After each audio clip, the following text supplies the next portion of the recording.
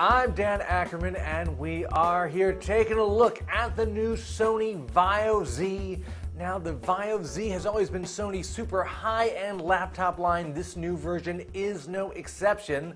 It actually starts at about $2,000 and goes up from there. Our particular unit came in at about $2,750, although that does pack in a lot of upgrades and extras. One of the reasons the new Vaio Z is so expensive is that even the entry-level version includes this special docking station that includes not just an optical drive, in our case Blu-ray, but you can also downgrade to a regular DVD drive, and a bunch of ports and connections. It also includes an AMD graphics card that works with the laptop just as if you had a built-in discrete GPU.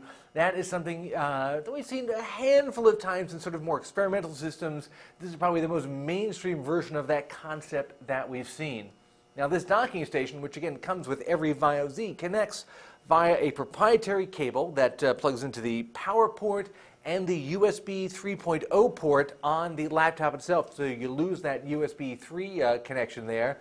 It goes to the docking station, which has its own USB 3, so you do make up for the one that you missed. It actually uses a version of Intel's LightPeak technology, which is the same thing as the Thunderbolt port found on new MacBook Pros, although it's not the same kind of connector. It's this combo power and USB 3.0 plug on this side that then just goes directly into the dock. A lot of other high-end features here on the Vaio Z. Ours has a 1920 by 1080 display. That's a full 1080p display on a 13-inch laptop. That is very unusual. You can actually downgrade the display to a 16 by 9, which actually might make more sense. Text can get very small at such a high resolution on such a small screen. And this is one of the super thin carbon fiber laptops, very light but very sturdy.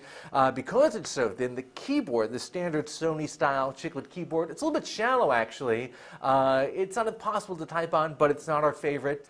We did like the touchpad, however. It's got a very nice texture to it that really gives you some good tactile feedback. It's got the separate left and right mouse buttons, not the sort of more click pad style pad that you see on a lot of the more upscale laptops these days. So we tested the Vaio Z, playing some games both with the integrated graphics built into the laptop, the regular Intel ones, and with the external GPU, which does need to be plugged into a power source in order to use it. And it worked just about as well as a mid-level graphics card would in your laptop. We got very decent frame rates on some modern games. It's a really cool idea. We also got pretty good battery life, about 4.5 hours just with the laptop, but you can also, for $150, get this optional slice battery.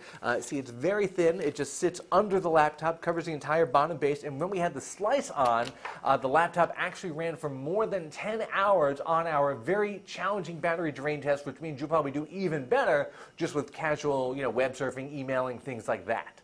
The Vaio Z is a great-looking, great-feeling piece of hardware, but it's painfully expensive. Again, it starts at $2,000, just goes up from there. That means you're unfortunately not likely to see too many of these in a coffee shop or a college campus. They're really more the kind of laptop we refer to as sort of a CEO laptop, an executive toy for someone who can afford it. I'm Dan Ackerman, and that is the new Sony Vaio Z.